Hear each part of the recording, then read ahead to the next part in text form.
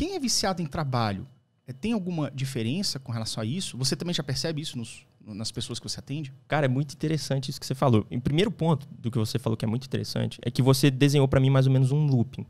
Não sei se você reparou. Que é de situações. Nessas situações você pensar alguma coisa, você sentir alguma coisa, você ter sensações físicas às vezes e você ter um comportamento no final. Entende? Dependendo de como você responde a esse ciclo todo, você entra num ciclo vicioso. Isso acontece para depressivos, isso acontece para ansiosos, isso acontece para quem tem compulsão, isso acontece para viciados em jogos. Muitas vezes o que vai variar é mais o comportamento, tá? E algumas cognições que aparecem, tá? Mas vamos voltar para a questão do vício em trabalho, depois eu volto um pouquinho nesse looping aí. No caso do vício em trabalho, existe sim uma semelhança. Dependências comportamentais como um todo, elas têm características semelhantes, tá? Que são basicamente a saliência que eu falei, é você ficar pensando muito naquele comportamento ou em coisas relacionadas àquele comportamento, mesmo quando você não está fazendo ele. Ficar pensando em jogos enquanto está no jantar com a esposa, ficar pensando no trabalho enquanto você está ali, né, seria um exemplo de saliência no caso do trabalho.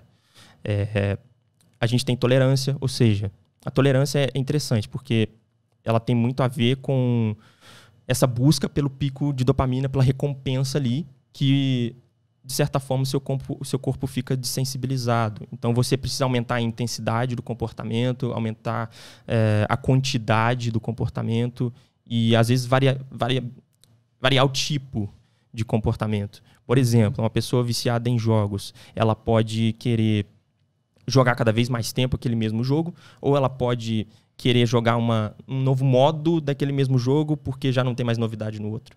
Ela pode querer jogar novos jogos diferentes porque já não está tendo a mesma sensação de recompensa. Enfim, pode acontecer de várias formas. E no caso do trabalho, isso também pode acontecer. A pessoa pode começar a pegar outras atribuições dentro do trabalho. Isso é difícil porque muitas vezes a liderança que está ali por trás dela incentiva. E a pessoa vai entrando num ciclo ali que do tipo... ela vai chegar no burnout em algum momento. Um burnout, velho. Entende? Porque até tem empregos, né, que tem essa nocividade, né? Do tipo assim, o cara tem que bater meta, o chefe tá no cangote. Exato. É complicado, cara. Exatamente. E eu acho que a pessoa que tem uma predisposição a vícios, ela tem que pensar muito bem onde ela vai trabalhar, porque senão você acaba com a sua vida, né, cara? Sim. As pessoas que têm uma certa propensão a vícios são pessoas muito dopaminérgicas, cara. Pessoas que gostam de agir sobre esse pico, esse impulso, sabe? Nossa, eu quero muito fazer isso. E existe uma questão acerca de depletar, tipo, dessensibilizar a questão da dopamina, porque a gente vai sempre aumentando a dose do nosso vício.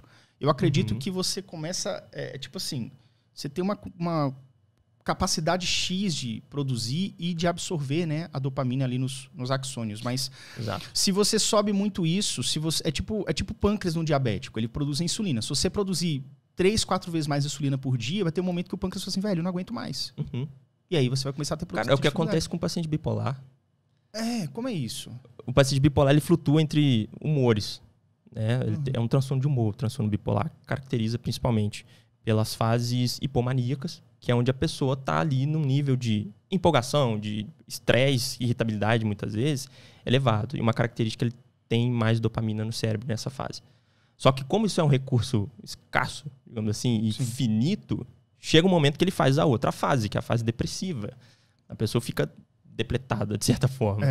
Entende? Então, pelo que você falou mais ou menos disso. Né? Eu lembrei muito de bipolar por causa disso. Sim. Mas, você perguntou antes sobre fazer uma ressensibilização, né, que você falou. Porque é como se fosse assim.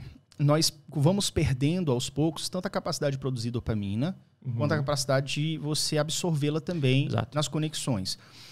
Por conta de que você está o tempo inteiro ali estimulando aquilo ali. E aí é por isso que você vai aumentando a dose do seu vício. Eu acredito que seja um dos motivos. Sim. Então, isso também deve explicar o fato da pessoa ter tanta dificuldade nos primeiros dias de você estar removendo um vício, do tipo assim, você está tão acostumado com aquela sensação, com aquele ciclo, que você não consegue, que você tem muita abstinência com relação a você largar o teu vício. Exato. Esse aí é um outro sintoma. Os sintomas de abstinências que acontecem em dependências químicas, dependências comportamentais, o que seja. Que é quando você retira aquele comportamento, você...